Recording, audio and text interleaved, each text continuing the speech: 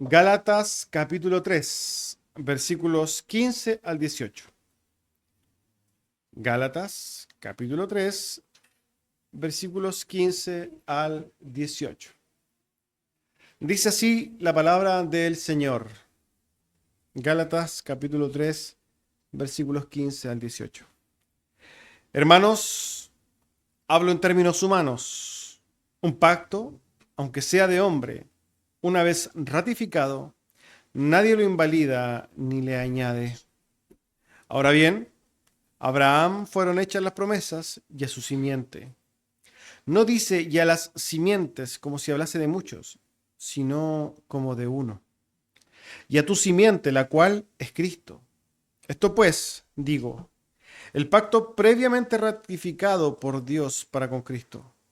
La ley que vino 430 años después no la abroga para invalidar la promesa.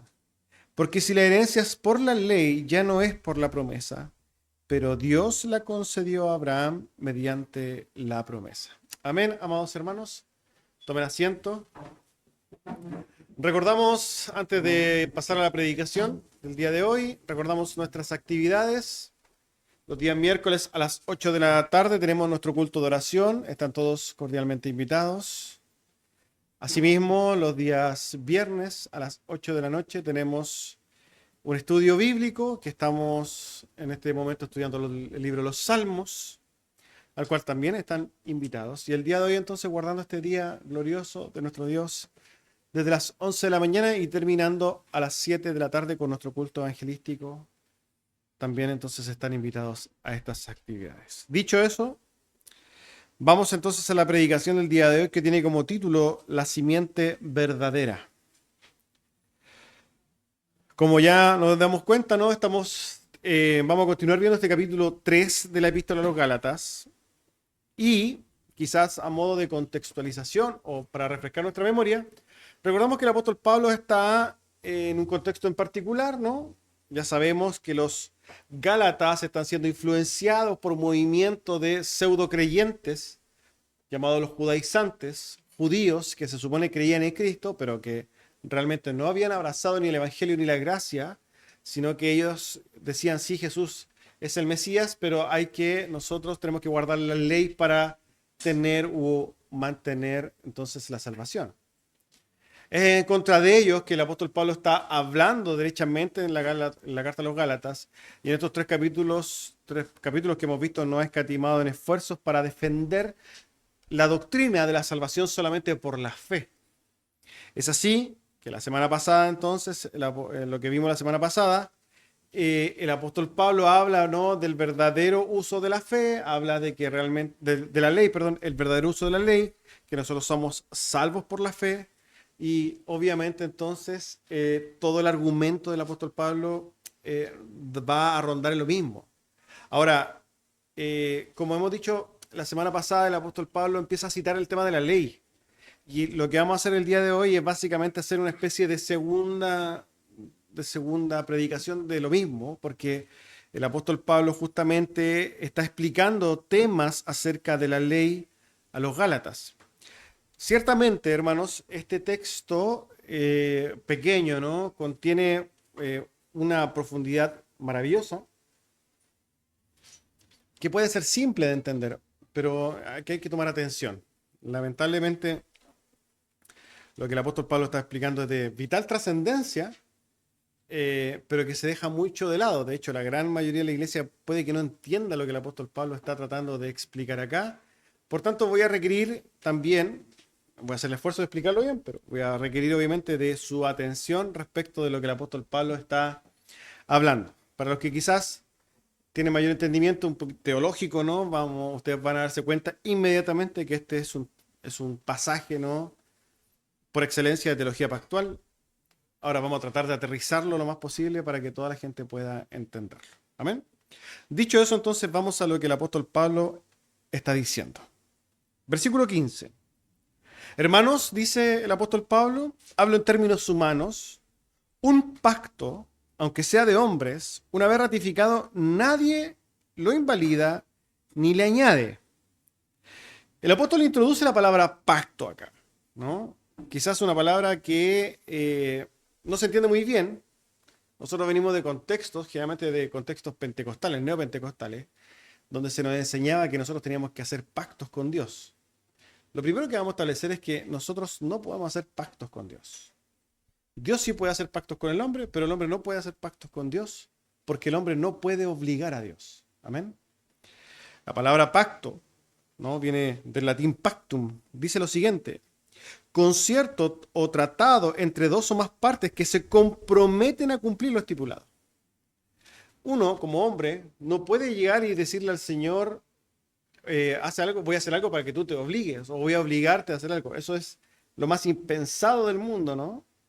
Pensar, por ejemplo, que si yo le doy el 50% de mi ingreso, voy a obligar a Dios a que me bendiga, es lo más aberrante, ¿no? Que podríamos decir. Pero Dios sí hace pacto con los hombres. Y aquí el apóstol Pablo lo primero que va a hacer, porque va a hablar del pacto de Dios con los hombres, lo primero que va a establecer son ciertas verdades respecto del pacto de los hombres. Él entonces está diciendo una verdad. Y es que cuando los hombres hacemos pactos, y los hombres sí nos podemos obligar, sí hacemos contratos. De hecho, cuando hacemos un contrato, estamos haciendo un pacto, nos estamos obligando, ¿no? Por ejemplo, cuando yo hago un contrato de trabajo, ¿cierto? Nos estamos obligando los dos. El contrato, si es que yo soy el empleador, ¿no? Yo me obligo a mí mismo a pagar el sueldo y él está obligado a cumplir horarios, a desarrollar ciertas tareas, etcétera.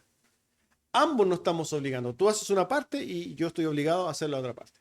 Esto es un pacto, esto es un acuerdo, un compromiso, ¿ya? Ahora, el apóstol Pablo establece lo siguiente: cuando los hombres hacen pactos, una vez que este pacto está firmado, podríamos decir, está ratificado, ya no se le añaden cosas, ya no se inventan cosas nuevas, ya no es como que vamos a introducir otras cosas. No es así. No se puede invalidar. Cuando uno firma algo, tiene que cumplirlo, es así. A no ser que anule ese pacto y haga otro pacto. Pero en términos normales, cuando nosotros hacemos un acuerdo, ese acuerdo se establece. Y está establecido así. Ahora bien, los hombres, durante toda la historia de la humanidad, han tratado, ¿no? Siempre han acordado, ¿no? Pero si bien nosotros recordamos que para nuestros padres la palabra valía mucho, ¿no? Hoy día la palabra como que no vale nada. Muchos conocemos a gente mayor y vienen con esa escuela de decir, no, es que mi sí vale, mi palabra vale. No es necesario que yo firme un papel. Bueno, la verdad es que esto es una verdad a medias. ¿Por qué? Porque históricamente el hombre ha tratado de sellar los pactos por medio de ciertas cosas.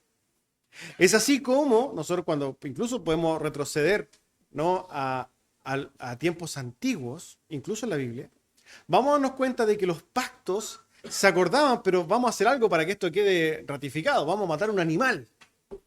Este animal va a ser la señal del pacto. Ya sabemos también que se ponían aros. Los hombres en diferentes culturas se mutilaban ciertas partes del cuerpo, ¿no? Se hacían marcas, porque esto eran básicamente una especie de firmar un contrato. Hoy día no, hoy día vamos a la notaría. Hoy día firmamos, vamos a la notaría y firmamos un contrato. Y eso es un pacto. E incluso ponemos nuestra firma, esto ya es un contrato. En tiempos antiguos eran otras formas. Ahora, si nosotros nos fijamos, cuando Dios hace pactos con los hombres, siempre pasa algo, ¿no se han fijado? Cuando Abraham hace un pacto con él, le dice algo. Aquí va a haber una diferencia. Ahora ya no te vas a llamar Abraham, sino que te vas a llamar Abraham. Hay una señal, te voy a cambiar el nombre. Va a haber algo que va a marcar esto y nos va a recordar que hay un pacto. Bueno, Dios hace eso con los hombres y esto es fundamental para entender que cuando hablamos del trato de Dios con los hombres y hablamos de la salvación, hermanos, es un pacto. Nuestra salvación es un pacto donde Dios a sí mismo se obliga a salvarnos. Esa obligación cuelga de una promesa, la cual vamos a ver después.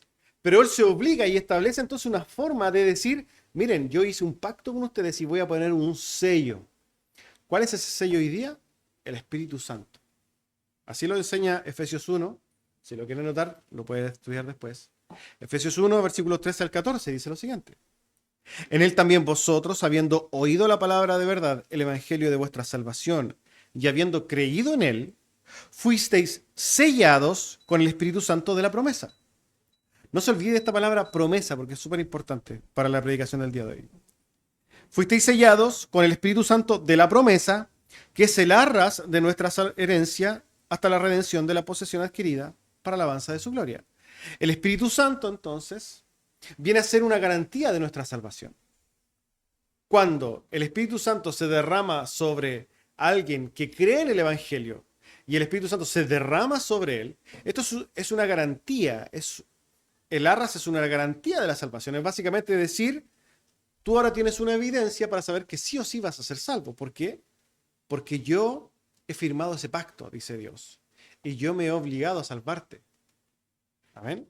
Así lo dice también 2 Corintios 1, versículo 21 al 22.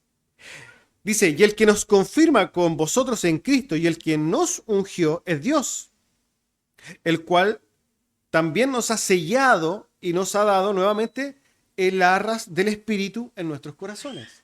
El apóstol Pablo no solamente se lo dice a los efesios, se lo dice a los corintios. Nosotros, le dice a los hermanos, ustedes ahora tienen evidencia de que efectivamente su salvación está segura. ¿Por qué? Porque hay una ratificación de ese pacto. Ustedes pueden verla, ustedes pueden vivirla. Si la obra del Espíritu Santo se ha hecho manifiesta en ustedes, entonces ustedes son salvos. Eso es lo que el apóstol Pablo está diciendo. Ahora, no nos olvidemos entonces que esta ratificación, ¿no? O esta legalización de este pacto, el apóstol Pablo lo va a llevar entonces a una promesa en particular. Y aquí vamos al versículo 16 para entender de qué es lo que está hablando el apóstol Pablo. Ya el apóstol Pablo ha sentado, ¿no? De que cuando los hombres hacen pactos ya no hay nada que hacer, se tienen que cumplir. Ahora dice, versículo 16, ahora bien, a Abraham fueron hechas las promesas y a su simiente. No dice, y aquí aclara, no dice a las simientes como si hablase de muchos, sino como de uno. Y a tu simiente, la cual es Cristo. El apóstol Pablo aquí está dando un batacazo importantísimo doctrinal. Y aquí obviamente voy a pedir los esfuerzos para que se pueda entender de qué estamos hablando. El apóstol Pablo hace referencia a las promesas hechas a Abraham, obviamente en Génesis. Génesis, capítulo 17. Yo creo que usted más de alguna vez lo ha leído, pero se lo voy a recordar. Génesis 17, desde el versículo 3 al 7, dice así. Entonces Abraham se postró sobre su rostro. Y Dios habló con él diciendo, he aquí mi pacto, ojo aquí, un pacto, he aquí mi pacto es contigo, y serás padre de muchedumbre de gentes. Y no se llamará más tu nombre Abraham, sino que será tu nombre Abraham, lo que habíamos dicho, ¿no? Aquí hay algo, una evidencia. Porque te he puesto por padre de muchedumbre de gentes, y te multiplicaré en gran manera. Y haré naciones de ti, y reyes saldrán de ti, y estableceré mi pacto, nuevamente, y estableceré mi pacto entre mí y ti. Lo primero que vemos ahí, ¿quién está estableciendo el pacto? ¿Está Abraham pactando con Dios o Dios con Abraham? Dios con Abraham. Es evidente, Dios pacta con el hombre. Y estableceré mi pacto entre mí y ti y tu descendencia después de ti en tus generaciones, por pacto perpetuo, para ser tu Dios y el de tu descendencia después de ti. El apóstol Pablo entonces está citando o está haciendo referencia a estas promesas.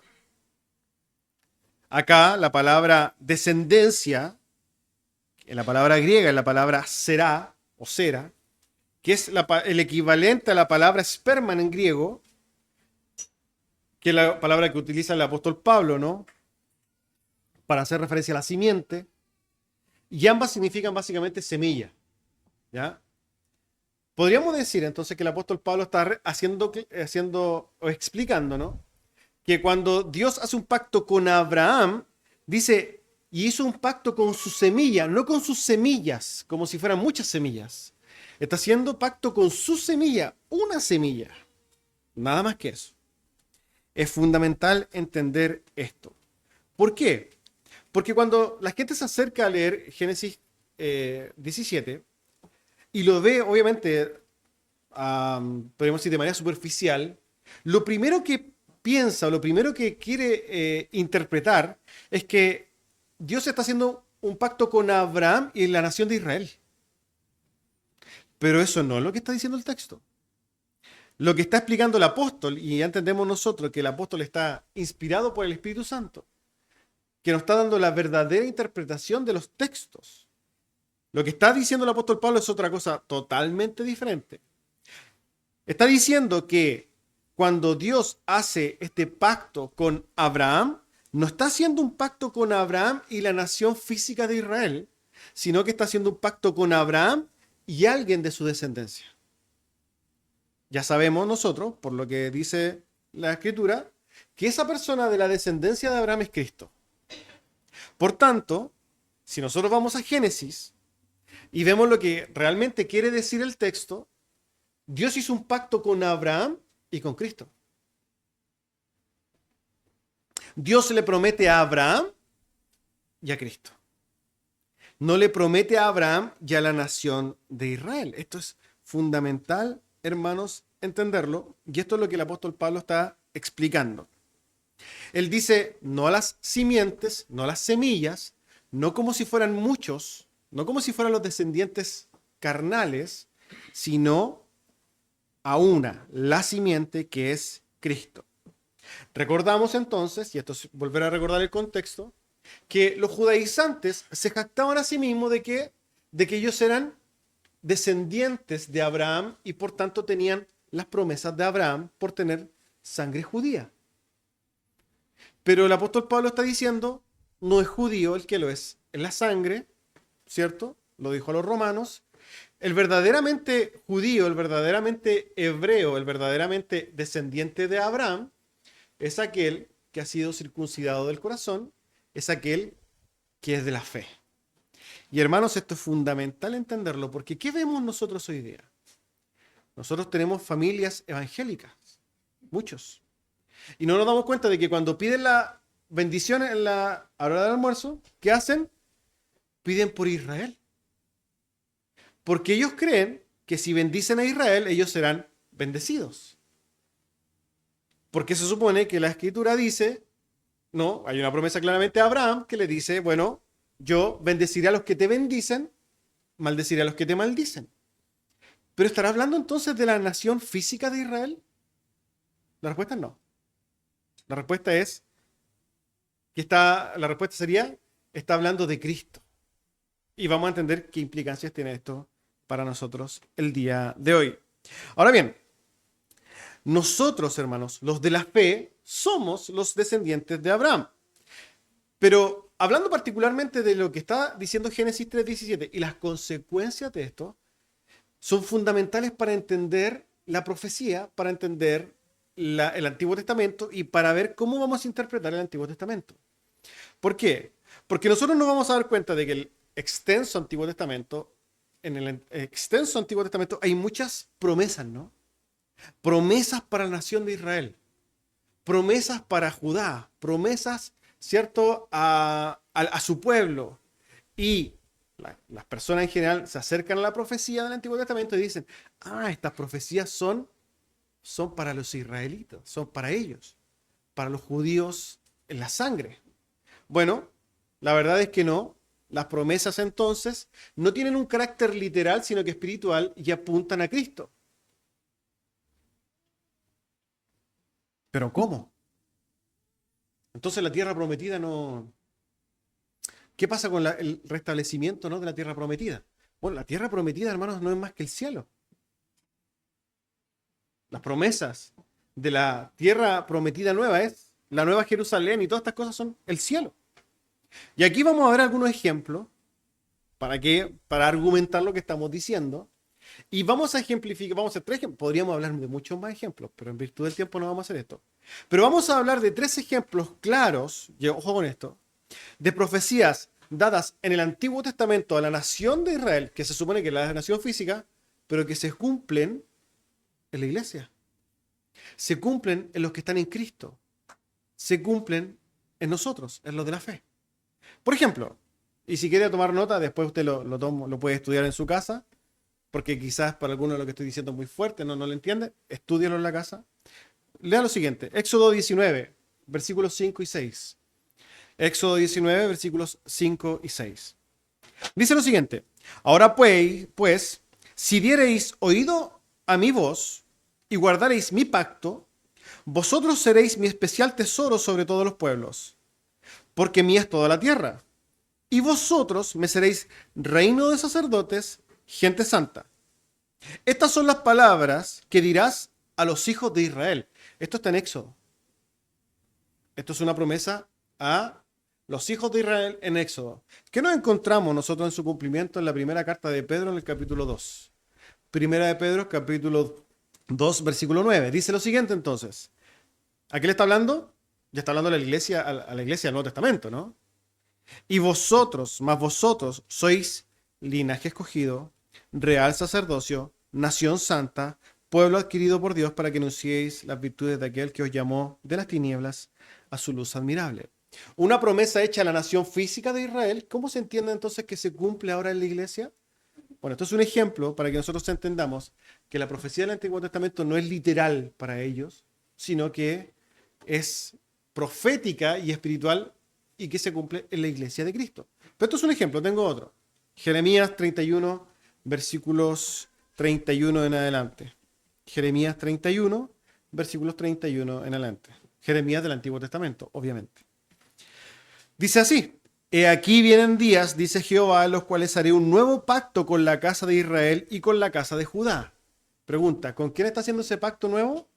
Con la casa de Israel y con la casa de Judá, que nosotros entendemos a la luz de la historia del Antiguo Testamento, que eran básicamente las dos naciones que existían en un tiempo de la historia, ¿no? ¿Por qué? Porque se habían dividido. Las tribus se habían dividido, estableciendo básicamente dos grandes pueblos. Con ellos, israelitas en la sangre, entonces va a ser un nuevo pacto. Dice, no como el pacto que hice con sus padres el día que tomé su mano para sacarlos de la tierra de Egipto, porque ellos invalidaron mi pacto, aunque yo fui un marido para ellos, dice Jehová. Pero este es el pacto que haré con la casa de Israel después de aquellos días, dice Jehová. Daré mi ley en su mente y la escribiré en su corazón, y yo seré a ellos por Dios, y ellos me serán por pueblo. Y no enseñará más ninguno a su prójimo, ni ninguno a su hermano, diciendo, conoce a Jehová, porque todos me conocerán, desde el más pequeño de ellos hasta el más grande, dice Jehová, porque perdonaré la maldad de ellos, y no me acordaré de su pueblo. Cuando alguien ve entonces esta profecía, alguien podría pensar que se está refiriendo a esa tierra nueva, cielo nuevo, la nueva Jerusalén, donde todos los israelitas ahora iban a tener esa abundancia de la tierra prometida. ¿Pero están hablando de eso? Bueno, ¿dónde se cumple? Ni siquiera debería de citarle un texto, porque usted sabe que esto ya se cumplió. Pero se lo voy a citar. Hebreos 8, capítulo 8, versículos 6 en adelante.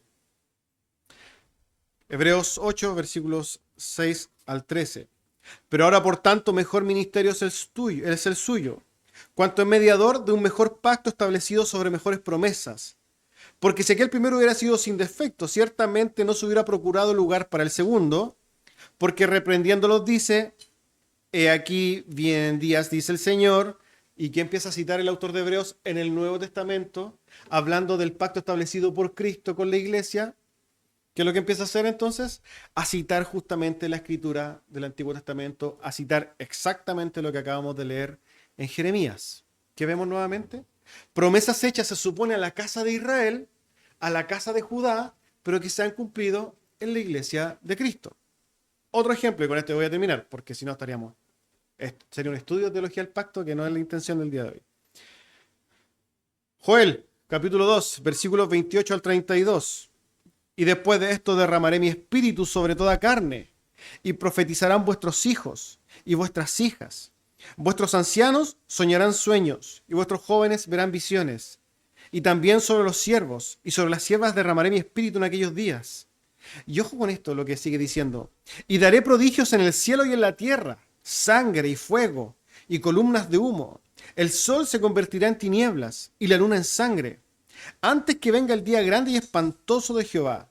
Y todo aquel que invocar el nombre de Jehová será salvo, porque en el monte de Sión y en Jerusalén habrá salvación, como ha dicho Jehová y entre el remanente al cual él habrá llamado. Aquí quiero hacer una observación clara respecto a la profecía del Antiguo Testamento. Ya sabemos nosotros que esto se cumplió en Hechos 2. Y es más, no lo estoy diciendo yo, lo dice el apóstol Pablo, porque cuando está sucediendo todo en Pentecostés, el apóstol Pedro le dice, ellos no están borrachos, bajo ningún punto de vista. De hecho, lo que está sucediendo es lo que ha profetizado Joel. Eso lo dice, léalo en Hechos 2. Ahora, la cosa que es importante es esto. Dice en Joel 2 que juntamente con esto, dice que habrán prodigios en los cielos y en la tierra, sangre y fuego, columnas de humo, el sol se convertirá en tinieblas, la luna en sangre.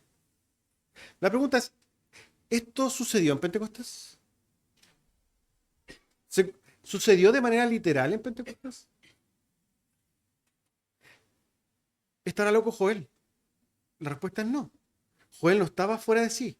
Lo que pasa es que esto es lenguaje profético. No lo que dice va a suceder literalmente, amados hermanos. Cuesta entender esto de que lo que dice la Escritura en el Antiguo Testamento no se va a cumplir de manera literal. No va a ser así. De hecho, todo lo que Joel está diciendo aquí ya se cumplió cuando sucedió Pentecostés, pero no había fuego, el sol, no se hizo tinieblas, el sol no desapareció, no se hizo sangre, no aparecieron estas cosas. ¿Por qué? Porque esto, hermanos, es lenguaje profético. No se puede entender de manera literal. Lo que está sucediendo ahí es que Joel dice ahí que iban a suceder cosas y esas cosas sucedieron, pero no de la manera que las personas tenían pensada, porque es lenguaje profético. Ahora, fíjense que alguien podría decir, pero es que la parte la segunda del texto. Hermanos, ¿por qué cuando él dice que habrá tinieblas? Dice, antes que venga el día grande y espantoso de Jehová. Pero fíjense lo que dice el versículo 32 de Joel. Joel 2:32. Y todo aquel que invocar el nombre de Jehová será salvo. ¿Usted ha leído Romanos 10? Romanos 10 dice clarísimo. Hablando entonces de la necesidad de la predicación del Evangelio. Porque la Escritura dice, así lo dice Romanos 10, porque la Escritura dice, porque todo aquel que invocar el nombre de Jehová será salvo.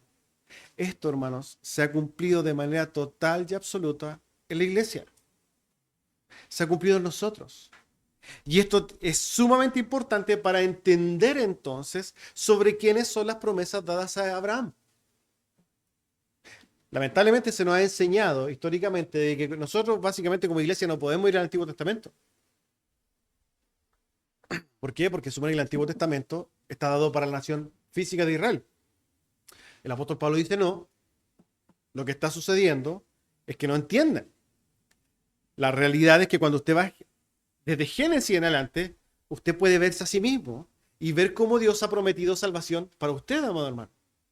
Porque cuando Abraham es llamado por Dios y Dios hace un pacto con él y con su simiente, con Cristo, se hacen beneficiarios de ese pacto y de las promesas de ese pacto todos los que están en Cristo. Jesucristo es el verdadero Israel espiritual y con él todos los que están en él. Por eso cuando usted va a Efesios y dice, bueno, hermanos, los que estamos en Cristo, porque cuando nosotros creemos en Jesucristo, llegamos, entonces creemos en el Evangelio, nosotros posicionalmente ahora estamos en Cristo y tomamos para nosotros todas las promesas dadas a Cristo. Por tanto, cuando Dios le promete a Abraham y le promete a Cristo, le está prometiendo a usted. Usted está ahí. No está la nación física de Israel, está usted. No son los que tienen sangre judía los descendientes de Abraham, es usted. Somos nosotros los que somos creyentes. Los creyentes en Cristo. Así el apóstol Pablo sigue diciendo, versículo 17. Esto pues digo, el pacto previamente ratificado por Dios para con Cristo. La ley que vino 400 años después, 430 años después, no lo abroga para invalidar la promesa. ¿Qué está diciendo el apóstol Pablo? Está diciendo, miren, Dios hizo un pacto con Cristo en Abraham. Y eso fue, bueno, uno bastante años antes de venirse la historia del Sinaí y la promulgación de la ley de Moisés. Esto fue antes. Ahora, el hecho de que la ley viniera después, aquí el apóstol Pablo dice 430 años después, considerando particularmente yo creo que alguna promesa posterior a Abraham, perdón, a su descendencia, esa ley que nosotros sabemos que es la de Moisés, no viene a abrogar la promesa, no invalida la promesa bajo ningún punto de vista. Cuando usted estudia teología del pacto, esto quizás le va a costar un poco entender, cuando usted estudia teología del pacto, usted se da cuenta desde que Génesis 3:15 existe la promesa del Evangelio, y esa promesa del Evangelio que se une a la promesa de Abraham y a la promesa de Noé, todos esos pactos que Dios establece, no vienen a ser borrados de alguna manera con la ley. El hombre entonces que ve hoy día en este tiempo o cualquier tiempo posterior a la ley, la escritura, no podría pensar que, mira, todo lo que pasó anteriormente esto ya está borrado, ahora tengo que guardar la ley. El apóstol Pablo está explicando esto. No porque existe una ley dada en el Sinaí significa entonces que Dios se olvidó de su promesa. No tiene sentido. ¿Qué implicaciones prácticas tiene esto? Es lo que dice el versículo 18. Porque si la herencia es por la ley, ya no es por la promesa, pero Dios la concedió a Abraham mediante la promesa. Aquí el apóstol Pablo llega a la conclusión y dice, bueno, aquí tenemos un problema, ¿no? Tenemos dos posibilidades, o somos salvos por la promesa, o somos salvos por la ley. Pero por las dos no podemos. Es lo que está enseñando el apóstol Pablo. O somos salvos por la promesa hecha a Abraham y a Cristo, y por tanto a todos los que están en Cristo, o somos salvos por la ley y cumplir la ley. Es lo que está diciendo el apóstol Pablo a los Gálatas. Entonces los Gálatas tienen que empezar a determinar, y todo creyente, toda la persona que escucha esto tiene que decir, bueno, yo puedo ser salvo por una cosa, o puedo ser salvo por la promesa, o puedo ser salvo por la ley. Pero por las dos no. Así el apóstol Pablo dice entonces, si es por la herencia, perdón, dice, porque si es la herencia es por ley, ya no es por la promesa. O sea, así de simple. Si alguien pensara que, no, es que la promesa fue dada a mí, pero tengo que cumplir la ley, el apóstol Pablo está diciendo, es que entonces ya no es la promesa. Es lo mismo que lo que está planteando aquí el apóstol Pablo es salvación por fe o salvación por obras. O somos salvos por la promesa, somos salvos por la fe y la promesa, o somos salvos por la ley y las obras. Pero déjeme decir algo. Si usted piensa que puede ser salvo por las obras, entonces usted ya no es salvo por la promesa. Porque no pueden ser las dos. Lo que está haciendo el apóstol Pablo aquí es magistral. Y ojo que está hablando justamente en un contexto donde los que observan la ley promueven la salvación por la observancia de la ley, decían ser hijos de Abraham. Y el apóstol Pablo, citando al mismo Abraham y dando la correcta interpretación de la profecía, lo está poniendo en jaque. Los judaizantes hoy día tenían que entender y tenían también que decidir. Bueno, ¿el judaizante es salvo por las obras de la ley o somos salvos por la fe en la promesa? Usted tiene que tomar esa decisión también. Los verdaderos creyentes entonces somos salvos por la promesa. Por la promesa y por la fe. Nada más que ello. Bueno, las obras obviamente tienen su lugar que van a evidenciar quiénes somos, pero no nos van a dar la salvación. El apóstol Pablo lo deja muy claro. Ahora bien, me gusta lo que dice Hendricks y lo voy a leer porque me gustó lo que dice Hendricks, ¿no? Un comentarista bíblico. Enumera 4 puntos importantes respecto a este texto. Punto número 1. Nuestra salvación es el resultado del pacto de Dios. Y este pacto tiene la naturaleza de un testamento, una dádiva soberana. No es un contrato o convenio elaborado después de un largo regateo o discusión. No. La salvación es el resultado del pacto soberano de Dios para con los hombres. Dios decide pactar y prometer soberanamente. Ojo con esto. ¿Cuántos participaron ahí? 1. Dios. Punto número 2. La característica principal de este pacto es la promesa de Dios y su solemne afirmación: yo seré tu Dios, te bendeciré en tu simiente, te daré esta tierra, que como ya sabemos nosotros, en última instancia, es el Canaán del cielo, ¿no? No es una tierra, la Jerusalén, ni el tercer templo, ni todas esas cosas. No, no, es el cielo. Tercero, de manera que el pacto de Dios con Abraham fue un pacto de gracia, Dios la concedió por gracia a Abraham por medio de una promesa. Nada tiene que ver el mérito humano en esto. Hemos visto 3 puntos. Dios, entonces, decide hacer un pacto soberano. Hay una promesa en ello. Yo seré tu Dios, yo te salvaré. Tercero, es un pacto entonces de gracia. Es un regalo de Dios hacia el hombre. Cuarto, la prometida salvación es una herencia. Pablo dice que si la herencia es por la ley, entonces ya no es de la promesa. Una herencia se concede gratuitamente, es un regalo. Por tanto, no se compra con dinero, no se gana con el sudor del trabajo del hombre, ni por conquista. Se obtiene entonces solamente por un derecho basado en la gracia y es inalienable. Recordamos que la alienación era básicamente quitarte algo. No te lo pueden quitar, hermanos. La promesa no te la pueden quitar. No hay nadie que pueda quitar porque es un derecho, es una herencia. Los que estamos en Cristo tenemos una herencia, esa herencia reservada a los cielos, como dice el apóstol Pablo, y nosotros tenemos la garantía de esa herencia, que es el Espíritu Santo. Entonces, ¿qué tiene que suceder para que de repente perdamos nuestra salvación? No puede pasar nada. Si el Espíritu genuinamente, de verdad está, si no es una autoconvencimiento, ni mucho menos, si la obra de Dios se ha manifestado en alguien, recordemos que la palabra dice que Dios es fiel para terminar la buena obra que comenzó. Dios, cuando llama a alguien, derrama su Santo Espíritu, Dios derrama su promesa sobre ellos. Esa persona no se pierde porque es salva por la fe, no por las obras que haga. Ahora, obviamente entendemos que un verdadero creyente va a hacer obras buenas, ¿cierto? Va a esforzarse en la fe, va a luchar contra su pecado, va a sufrir contra el pecado, va a luchar para someter su carne, etc. Eso es la evidencia natural de un creyente, de un verdadero creyente. Ahora bien, respecto a los 4 puntos que habla Hendrickson, queda claro algo absolutamente claro. Y es que la salvación de nuestras almas recae, descansa y se fundamenta total y absolutamente en la soberanía de Dios. El hombre no es más que un receptor de la promesa de Dios. El hombre no tiene esa parte en la salvación. Dios elige salvar a los creyentes, porque como dice Romanos 9, no depende del que quiera ni del que corra, sino que de quien Dios tenga misericordia. Abraham no era una gran persona especial sobre todos. Dios eligió a Abraham y punto. Soberanamente eligió a Abraham. Pero quiero aclarar algo respecto a este tema.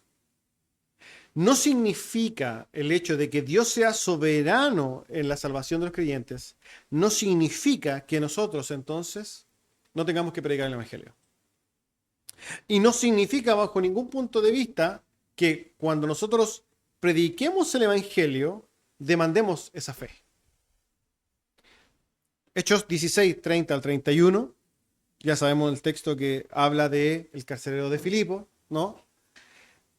Sucede una serie de acontecimientos, pero en un momento el carcelero le dice, ¿qué debo hacer para ser salvos? ¿Y qué dijeron ellos? Cree en el Señor Jesús y serás salvo. Que hay ahí una demanda de la fe. En el Evangelio nosotros somos llamados a demandar la fe. Somos llamados a proclamar el Evangelio, defender el Evangelio, explicar el Evangelio y llamar al arrepentimiento y a la fe. La gente tiene que arrepentirse y tiene que creer. Esto es una realidad. Pero una cosa no quita la otra. El hecho de que Dios sea soberano no quiere decir entonces que no haya que llamar al arrepentimiento y a la fe. ¿Por qué? Y aquí está la explicación. Porque Dios en esa misma sabiduría eligió el método de salvación. 1 Corintios 1:21. Pues ya que la sabiduría de Dios, el mundo no conoció a Dios mediante la sabiduría, agradó a Dios salvar a los creyentes por medio de la locura de la predicación. Entonces Dios en ese ejercicio soberano de la salvación estableció no solamente a quién salva, sino que eligió cómo los salva y Él mismo pone entonces la predicación del Evangelio. Es Dios el que determina que la gente va a llegar la salvación por medio de la locura de la predicación. Por tanto, esto es importante. Lamentablemente muchas veces se entiende mal este tema de la soberanía de Dios. Y de ahí que viene un movimiento que se llama, ¿no?, el hipercalvinismo. Ah, no, pues si Dios es soberano, Dios va a salvar. No, no. Nosotros creemos en la instrumentalidad del hombre. Creemos que Dios entonces establece una forma y llama a toda la iglesia a proclamar el Evangelio y llama a todo hombre a arrepentirse. Esa es una verdad. Nosotros creemos en la bien intencionada predicación del Evangelio. Nosotros vamos y vamos a predicar con la intención de que la gente tenga salvación. Ahora, lo que ocurre en el corazón de la persona que está oyendo, ese es otro tema. Porque ahí es donde obra Dios por medio de la predicación para poder darle vida y que él pueda ver las cosas del reino de Dios y pueda ver su pecado y pueda entonces arrepentirse y creer. Quiero explicar esto para darle el lugar correcto a la soberanía de Dios en la salvación. Una cosa es que Dios elige para salvación. Dios determina, Dios hace todas las cosas, pero no significa que no tengamos que ir y predicar. Todo lo contrario, el mandamiento por excelencia de Jesús, Mateo 28, ir y predicar el Evangelio a toda criatura. Ahora bien, esta quizás es una aplicación práctica, pero sí hay una aplicación pastoral en este texto. Y con esto vamos a terminar. El saber, amados hermanos, el saber que nuestra salvación descansa en la promesa sobre Abraham, para todo verdadero creyente, para todo genuino creyente es, hermanos, y debe ser una noticia de consuelo, de paz, de alegría. Porque ¿saben qué? Todos luchamos con el pecado. Todos caemos en esto. Nosotros proclamamos la fe y nuestros miembros se rebelan contra la ley de Dios. Esa lucha existe en nuestro corazón, día a día. Y a veces pecamos y fallamos de manera que nosotros nunca podríamos pensar que podríamos fallar. Nuestro corazón muchas veces nos domina y pecamos y nos vemos en situaciones que estamos derechamente atentando contra Dios. Pero estas verdades para nosotros son un fundamento firme. ¿Pues saben por qué? Porque el premio, podríamos decir, el galardón, no depende de nuestro desempeño. Para los genuinos creyentes, la salvación está asegurada por Dios. Y cuando nosotros nos equivocamos y pecamos, tenemos que ir a los pies en arrepentimiento, clamando a Dios para que nos limpie, ciertamente. Pero nuestros pecados, nuestras culpas fueron colgadas en la cruz. Por tanto, no tenemos que estar lidiando ni luchando, y esto lo hacemos porque así es nuestra cabeza, con el hecho de que, me porté mal, entonces ahora mi salvación está lejos y me fui. No, Dios no quebranta su promesa por nuestro desempeño. Los falibles, los mutables y los infieles somos nosotros, no Dios. Y Dios cuando promete es infalible, Dios es fiel y Dios no quebranta su promesa. Y cuando Él dice que nos salvará, porque nos ha dado la garantía incluso del Espíritu Santo. Este no es un llamado a que usted ahora diga, no, entonces yo me voy a ir al mundo. Porque si usted se va al mundo, usted está dando evidencia que usted no es creyente. Para los verdaderos creyentes es un motivo de consuelo y aliento. ¿Por qué? Porque a pesar de nuestras fallas, Dios es fiel y nos sostiene. Y Dios nos levanta. Y a pesar de que usted se vea ahí en el lodo cenagoso, ¿por qué? Porque su corazón lo dominó, porque en un momento de debilidad usted cayó. Hermanos, sepa que en la cruz se colgó todo pecado. Y que nosotros somos entonces los verdaderos hijos de Abraham, que las promesas son dadas a nosotros y que nosotros tenemos la herencia asegurada en el cielo. Cuando nosotros muramos, hermanos, después de luchar toda esta vida, hermanos, nos espera el cielo. Vamos a estar en la eternidad. Ahí vamos a tener esa nueva Jerusalén. Ahí vamos a tener esa tierra preciosa. Ahí, hermanos, tendremos toda la plenitud y gozo que se nos promete en las Escrituras, que de manera figurada, ¿no?, se pone en el Antiguo Testamento como esa tierra de esperanza, de esplendor y de alegría eterna. Hermanos, es el cielo. Y nosotros podemos ir al Antiguo Testamento para vernos ahí y ver cómo Dios se encarga de, a sus hijos, no solamente prometerles en el Antiguo Testamento hace miles de años atrás, sino que poner las Escrituras para que nosotros podamos vernos en ellas. No solamente el Nuevo Testamento es para la iglesia, no. Toda la Escritura. Cuando usted parte en Génesis, se pilla 3 Génesis, véase ahí. Cuando hacen todo tipo de pacto Dios con los hombres, véase ahí.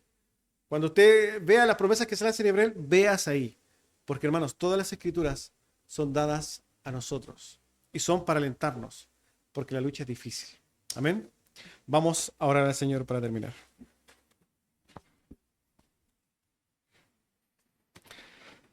Amado Padre Celestial, queremos, Señor, darle gracias. Gracias por su palabra. Gracias, Señor, por mostrarnos esta belleza, Señor, en las Escrituras.